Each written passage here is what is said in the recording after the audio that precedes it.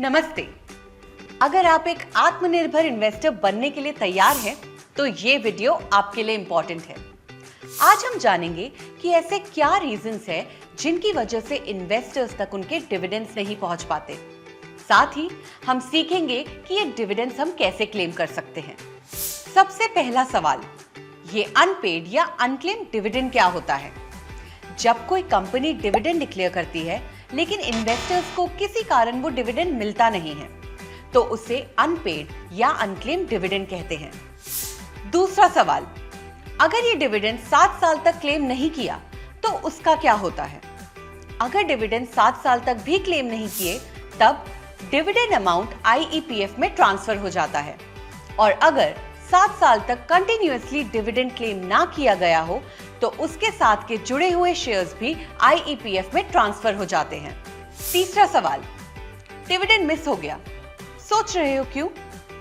बहुत से इन्वेस्टर्स के डिविडेंड अनक्लेम रह जाते हैं क्योंकि बैंक अकाउंट की डिटेल्स अपने डीमैट अकाउंट में अपडेट नहीं किए हैं, एड्रेस या कॉन्टैक्ट डिटेल्स बदलने के बाद KYC अपडेट नहीं किए हैं, डिविडेंड का चेक टाइम पर डिपॉजिट नहीं किया है, शेयर्स खरीदकर उनकी ओनरशिप भूल जाते हैं, खासकर फिजिकल शेयर्स के केस में।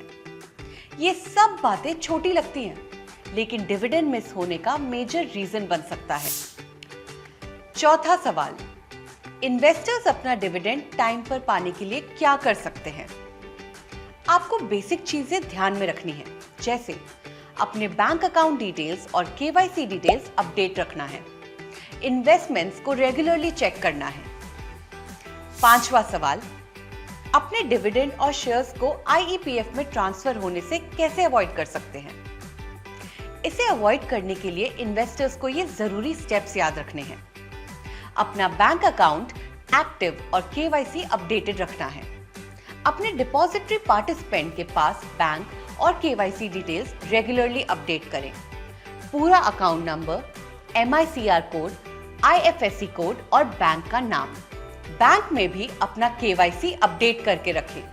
और ध्यान रहे, ये आपके डीमैट अकाउंट में बैंक डिटेल्स अपडेट करने से अलग है। अपने इन्वेस्टेड कंपनीज के कम्युनिकेशन को रेगुलरली चेक करें। डिविडेंड ना मिलने पर कंपनी या फिर उसके RTA को तुरंत कांटेक्ट कीजिए। छठा सवाल, IEPF इन्वेस्टर्स की मदद कैसे करता है? IEPF एक सेंट्रलाइज्ड अथॉरिटी है जो ये इंश्योर करता है कि अनक्लेम्ड डिविडेंड्स या शेयर्स उनके राइटफुल ओनर्स तक पहुंच सके। और इसके साथ इन्वेस्टर्स को कई फायदे मिलते हैं, जैसे right to reclaim, share holders या उनके वारिस अपने जरूरी डिटेल्स और डॉक्यूमेंट्स देकर IEPF से अपने एसेट्स क्लेम कर सकते हैं। सेफगार्डिंग इन्वेस्टर इंटरेस्ट, जब तक आपके एसेट्स अनक्लेम्ड है, IEPF उन एसेट्स को संभाल कर रखता है। सिंप्लीफाइड प्रोसेस, ये पूरा प्रोसेस एक सेंट्रलाइज्ड ऑनलाइन प्लेटफॉर्म IEPFA.gov.in पर होता है। इन्वेस्टर एजुकेशन, और ये IEPF इन्वेस्टर अवेयरनेस और फाइनेंशियल लिटरेसी को बढ़ावा भी देता है। आखिरी सवाल, IEPF से क्लेम कौन कर सकता है? कोई भी शेयर होल्डर जिनके डिविडेंड या शेयर्स IEPF में ट्रांसफर हो चुके हैं, वो मिनिस्ट्री ऑफ कॉर्पोरेट अफेयर्स के पोर्टल www.iepf.gov.in पर जाकर क्लेम फाइल कर सकते हैं, अपने जरूरी डिटेल्स देने के बाद।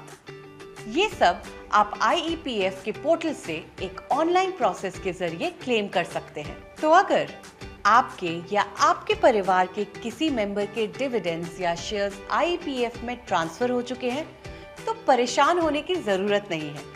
बस थोड़ा सा ध्यान, सही इंफॉर्मेशन और IEPF पोर्टल के सही उपयोग से आप अपने एसेट्स खुद क्लेम करके एक आत्मनिर्भर इन्वेस्टर बन सकते हैं।